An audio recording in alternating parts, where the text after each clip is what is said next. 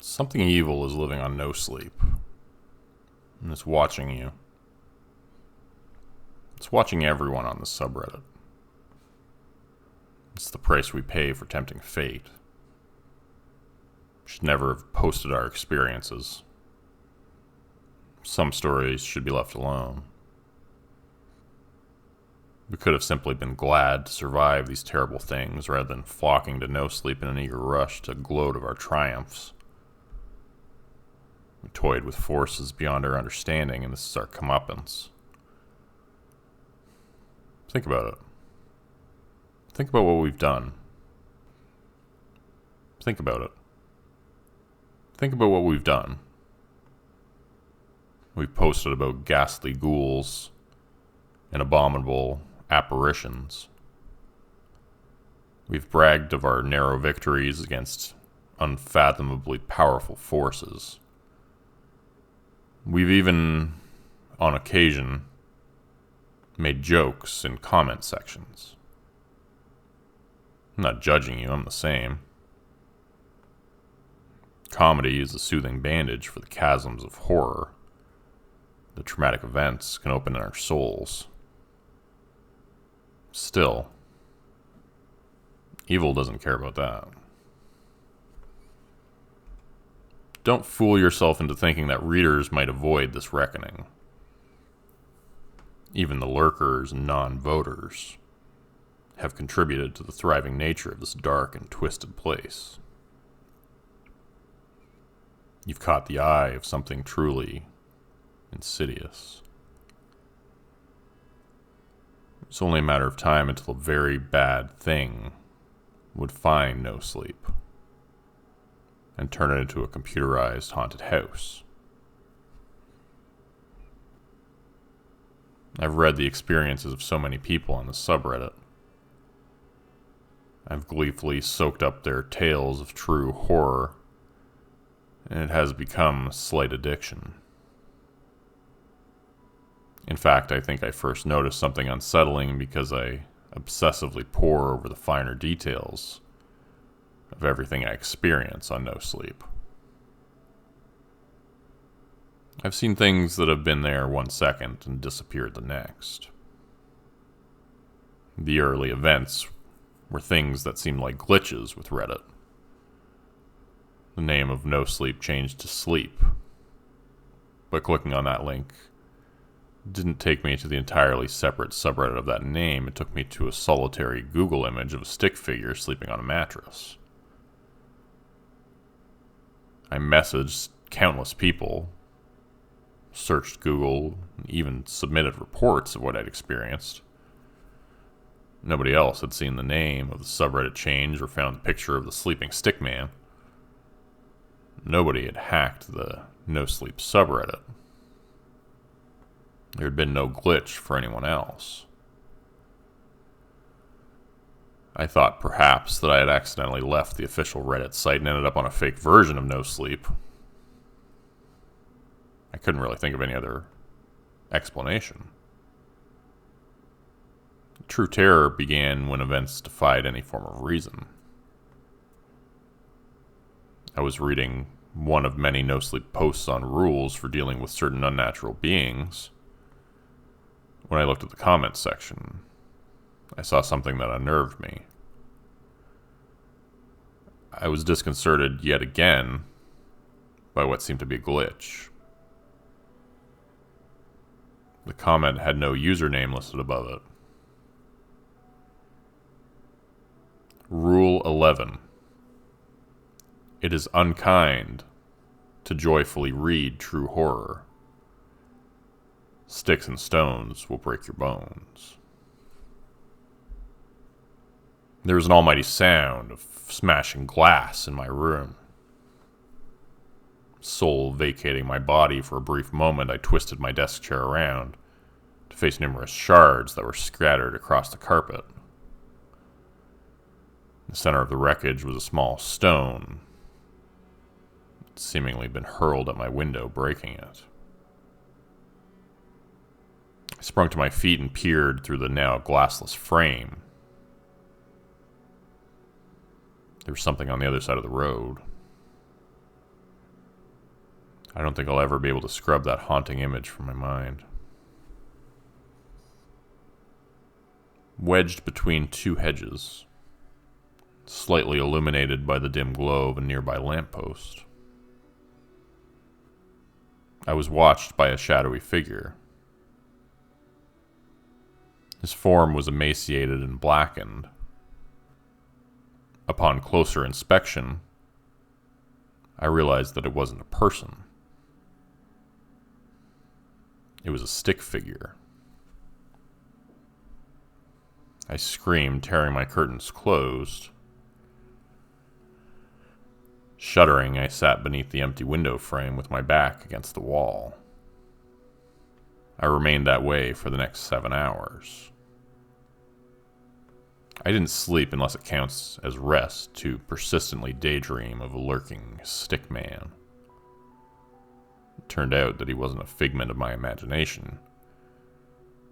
It was quite clear even before learning of Rule 11 that the watchful stick figure only harbored sinister intentions. In class, I struggled to listen to my teacher. During breaks, I struggled to engage in conversations with my friends. My head was elsewhere. And I know this might sound foolish, given the warning it had sent me, but I was obsessed with the concept of this horrifying specter. I had become the very definition of morbidly curious.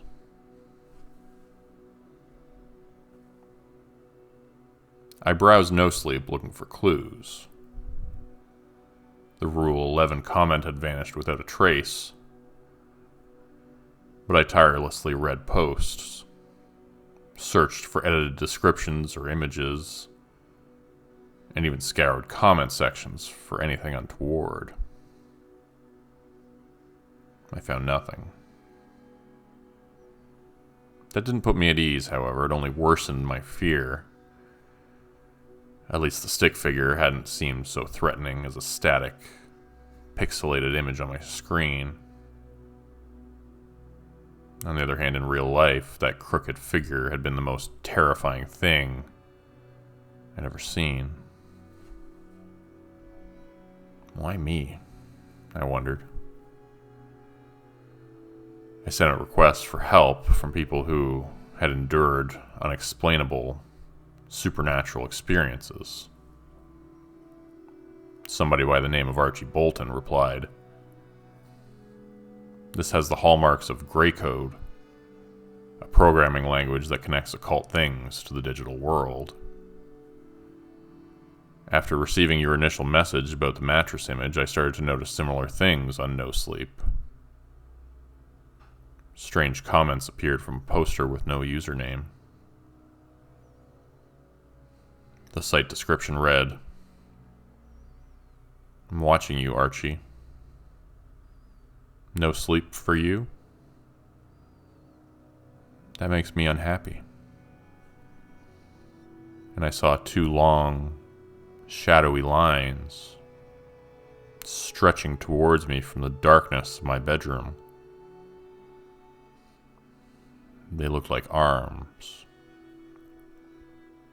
Stick arms. His reply was one of the many messages I received. People purported to experience similar things. After reading this post, you might notice strange things too, I think. Once it has been pointed out, it's hard to unnotice the malevolent thing that's observing us. After overcoming the initial shock and terror of being watched by a being that couldn't be explained by science, I decided to take a different approach towards this phantom. Moronic. When I saw my bedroom door swing open in the middle of the night, I strode confidently towards it. "What do you want?" I cried. From the void of the open bedroom, which was only a foot in front of me, 2 gangly stick arms protruded. They lifted me into the air, feeling like a pair of blunt knives digging into my shoulder blades. All who use Nosleep shall die of exhaustion, it whispered. They will lose the ability to sleep. I didn't understand what the entity was saying, but I think I was struggling to understand anything. I was entirely transfixed by the petrifying nothingness before me. I couldn't distinguish anything of the stick figure other than the pitch-black limbs it was employing to hoist me off the carpet. None of you should be on Nosleep, it snarled icily. It is my home. Leave. I howled in agony and a searing pain. It suddenly emanated from the stick arms, which were digging into my shoulders. I looked down at my body, which was barely visible in the streetlight pouring through my still broken bedroom window. The flesh of my arms was changing. In utter horror, I realized they were starting to transform into the same pen-drawn stick figures as the creature in front of me. It was morphing me. As I screeched in fear, the stick figure dropped me to the ground with an almighty thud. Everyone has a choice, it hissed. Leave Nosleep or join my realm. The wardrobe door creaked shut. I lay on the carpet, considering my options. Initially, I was too frightened to return to the subreddit. In all honesty, but I felt I owed it to you. My arms have mostly returned to normal, but they won't fully heal. There's still a rigid, stick-like quality to them, even though my flesh has returned. I can barely type, but I'm soldiering onwards. I need to submit this post. Stick figure is watching you. It's offering you the same options that it offered me. Leave Nosleep behind, or join it as some two-dimensional, soulless stick figure in a digital hellscape. What will you choose?